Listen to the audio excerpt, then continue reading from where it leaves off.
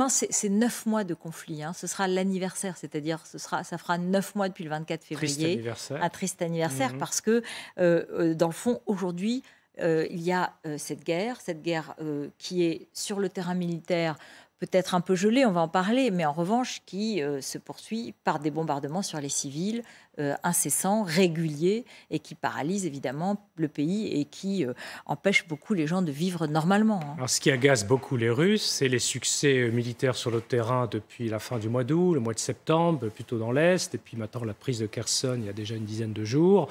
Et donc, évidemment, les Russes se sentent un peu sur le reculoir. Alors, par ailleurs, il y a eu des actions militaires sur le pont de Kerch, le fameux pont Poutine, hein, qui relie la Crimée à la Russie internationalement reconnue. Et puis des actions encore hier, hein, Tout à fait. sur la Crimée avec des drones. Alors, tout ça agace considérablement Moscou, qui se venge et finalement contre les populations civiles. Ils ne s'en prennent pas tellement à des objectifs militaires, mais vraiment à des objectifs civils, des centrales électriques, Une maternité aujourd'hui dans voilà, la zone de Zaporijé. maternité. Heu, Et là, ça peut être regardé comme des crimes de guerre, puisque en principe, la guerre, c'est entre militaires, c'est entre moyens militaires.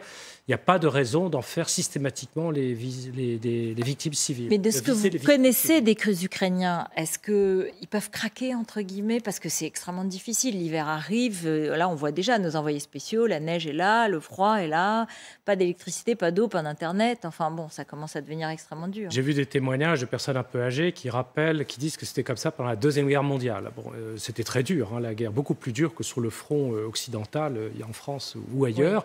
Donc, ils ont l'habitude des hivers froids. Ils ont quand même jusqu'à 5-6 millions d'Ukrainiens sont maintenant réfugiés en Europe, hein, on espère bien au chaud. Alors, toutes les régions ukrainiennes ne sont pas touchées de la même façon, encore que certains de ces bombardements Oui, vont ils jusqu'à touchent Lviv. même Lviv. Voilà. Donc, très vite, alors ce qui me surprend quand même toujours, c'est la capacité des services de secours à intervenir et même à réparer des lignes électriques et réparer des adductions d'eau. Mais il n'empêche qu'il y a quand même énormément de gens qui vont souffrir, qui vont être dans le noir, et pendant une grande partie de l'hiver qui s'annonce, hein. Il y a déjà de la neige à Kiev, etc. Donc, la résilience, c'est ça votre question. Est-ce que ce peuple va résister? Il ne faut pas oublier que la guerre a commencé, c'était quand même le 24 février, c'était encore l'hiver. Mmh. Bon, et l'invasion russe a été très, très brutale. Donc, ils ont peut-être une certaine forme maintenant d'accoutumance. Je crois que les femmes et les enfants vont sans doute se déplacer. J'ai vu que les Ukrainiens ne souhaitent pas que tout le monde revienne sur Kherson. Oui, On bien sûr. évacue. On évacue plutôt parce que Et c'est on a très dur d'y raison, vivre là même si aujourd'hui. j'ai vu des images sur lesquelles il y avait un supermarché hyper achalandé qui s'était réinstallé à Kherson. Bon, plus sérieusement, il faut protéger ces populations. Ce sont les hommes qui vont tenir le front, qui seront évidemment les plus durement affectés. Encore que, pour l'effort de guerre, les experts disent que les coupures d'électricité, ça ne touche pas tellement les éléments militaires qui ont des groupes, enfin qui ont une autonomie électrique. Les chars, ça ne marche pas avec de l'électricité. Les moyens de renseignement, Internet, les satellites, c'est autonome par rapport à l'électricité classique. Donc c'est vraiment les civils qui sont visés, plus que les militaires, hein, ce qui est le paradoxe et le scandale de cette guerre. C'est la Moldavie aujourd'hui qui a été privée d'électricité par justement ces bombardements. C'est-à-dire, voilà, on voit d'ailleurs sur la carte, c'est aussi des conséquences collatérales. Vous qui étiez à l'OSCE, vous voyez Tout à bien, fait. Bah, c'est aussi la menace russe sur l'ensemble de la la région quand Moldavie même. jouxte la frontière ukrainienne. Il y a à peu près 1000 ou 1500 soldats russes qui sont installés en Transnistrie, donc sur la rivière est du Dniestr. C'est pour ça que ça s'appelle la Et c'est Transnistrie. une république pro-russe, hein. Voilà, alors une république que personne Enfin, ne reconnaît, petite, oui, c'est que ça. personne ne reconnaît, Bien sauf la Russie. Alors, je crois que le président Macron et la France a accueilli avec l'Allemagne et la Roumanie une conférence hier d'aide à la Moldavie. La Moldavie est aussi candidate pour entrer dans l'Union européenne. Et évidemment, elle est durement affectée. C'est le pays le plus pauvre d'Europe, hein, qui a reçu proportionnellement énormément de réfugiés ukrainiens par rapport à sa population qui est de 2 millions et quelques millions d'habitants. Et donc, elle est touchée, évidemment, parce que si vous coupez l'électricité en Ukraine, comme il y a des lignes qui transfrontalières, évidemment, ça va affecter la Moldavie. Donc il faut vraiment aider la Moldavie. Oui, également. c'est ça, mais ça veut dire quand même qu'il y avait une volonté délibérée d'user, d'épuiser, de désespérer ces populations et au-delà même de l'Ukraine, voilà, sur la Moldavie. Tout à fait. Alors, je reviens sur les bombardements d'hier, enfin les drones sur la Crimée, hein, puisque c'est ce qui aurait déclenché parce que ces bombardements d'aujourd'hui. Quel est le message pour vous des Ukrainiens lorsqu'ils arrivent à aller profondément sur la Crimée, qu'ils arrivent à avancer, alors que jusqu'à présent c'était un peu la ligne rouge, il y avait une forme de ligne un peu implicite. C'est un message aux Russes évidemment, mais est-ce que ce n'est pas aussi un message, et ça je m'adresse aux diplomates, aux Américains pour leur dire, regardez, vous essayez de nous dissuader d'aller jusqu'à la Crimée. On entend partout en Occident que la Crimée, ce sera inacceptable pour Poutine, mais nous, on ne va pas accepter ce sanctuaire. Ça n'est pas un sanctuaire pour nous. Il y a certainement un message. Ce n'est pas la première fois qu'il y a des drones ukrainiens sur la Crimée. Ils ont même attaqué un bateau amiral, celui qui avait remplacé le Moskva, dans le port de Sébastopol. On se souvient pendant l'été aussi d'images de touristes russes qui étaient sur les plages de Crimée, qui ne vivent pas forcément en Crimée, mais qui étaient là pendant l'été, qui ont été obligés de s'enfuir en vitesse, voyant des explosions autour d'une base militaire russe en Crimée. Donc ils veulent effectivement, comme vous le dites, marquer que c'est un but de guerre. Depuis le début, Zelensky l'a répété très souvent, c'est toute l'Ukraine Au tout début, vous vous souvenez de la négociation à Antalya, c'était vraiment dans les premières semaines, il avait été question de laisser la question de la Crimée pour dans les 10-15 ans à venir. Oui. Il n'y avait pas eu les massacres, il n'y avait pas eu les 9 mois de guerre. Et il n'y avait pas eu les victoires ukrainiennes plus récentes. Donc ils étaient vraiment sur le reculoir. Quand vous reculez, les Russes étaient aux portes de Kiev, de Kharkiv, quand vous reculez, ils avaient pris Kherson, vous demandez la négociation. Je me souviens encore de Zelensky demandant à parler à Poutine. Il faut parler avec Poutine. Donc il était venu au Bélarus, puis après en Turquie, effectivement pour des négociations. Sauf que là, c'était un peu un non-starter, parce que les Russes ont dit, terminez l'Ukraine. Rendez le pouvoir, puis on va en gros annexer l'Ukraine. Donc c'était vraiment un non-starter. Aujourd'hui, c'est un peu l'inverse, puisque les Ukrainiens ont gagné sur le terrain à peu près de 20 000 ou 30 000 km². Ils ont récupéré Kherson, la grande ville. Et donc, c'est plutôt les Russes qui, de temps en temps, lancent des messages d'appel à la négociation. Dans le fameux discours du 30 septembre au Kremlin de Poutine, au début, quand il annonce l'annexion des quatre Alors, places. il a aussi dit « J'appelle Kiev à la table de négociation ». C'est le Russe qui l'a dit. Et puis, d'ailleurs, après, il s'en est pris à l'Occident dégénéré. Enfin, c'était épouvantable pour les 3 quarts d'heure qui ont suivi. Mais à ce moment-là, dès le lendemain, du côté ukrainien, on a dit « Mais non, on ne veut pas négocier.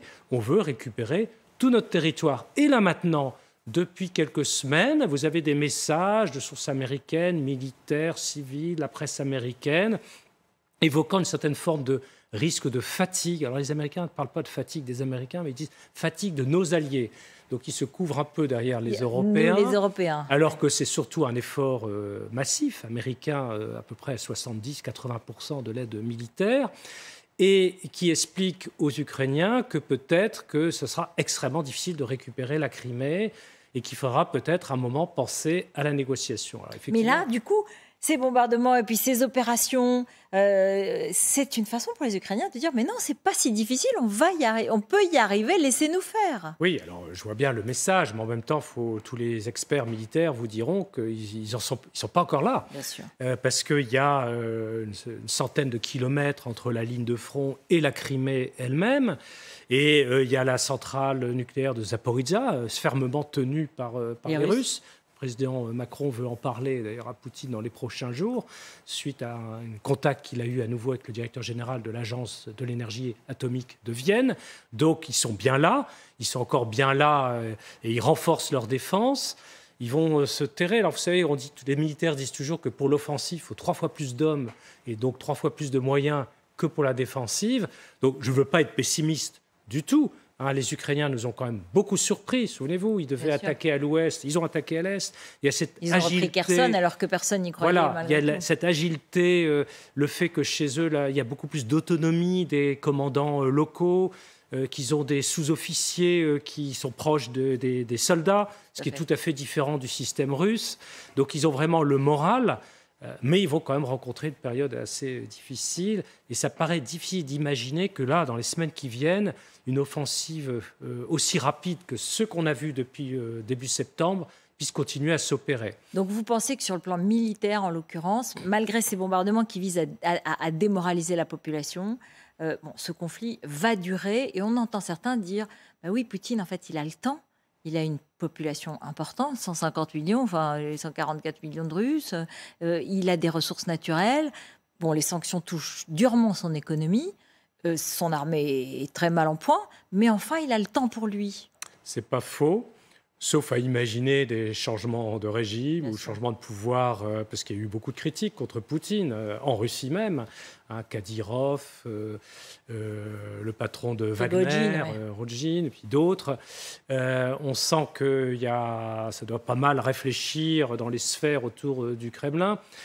J'entendais un militaire l'autre jour qui connaît bien la Russie dire que dans la grande cérémonie du 30 septembre, vous savez, il y avait des centaines d'oligarques, de grands responsables.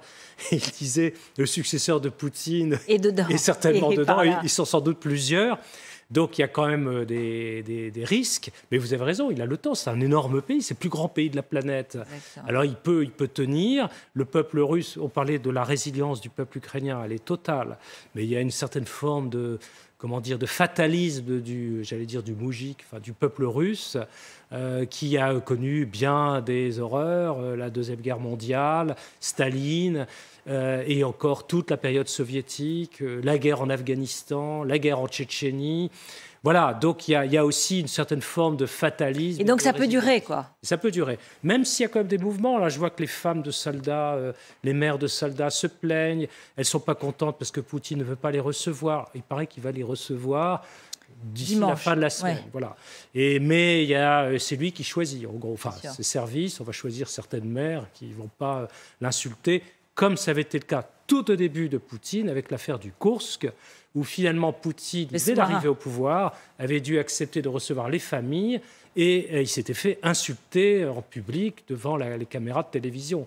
Donc, vous voyez, il maîtrise sa communication pour ne pas avoir de contact direct. Il se protège. Il se protège. Puis il y a quand même des forces spéciales de protection. On parle de 30 000 de membres de la garde nationale qui sont une garde spécialement affectée à sa protection. Deux questions. C'est vrai qu'aujourd'hui, le Parlement européen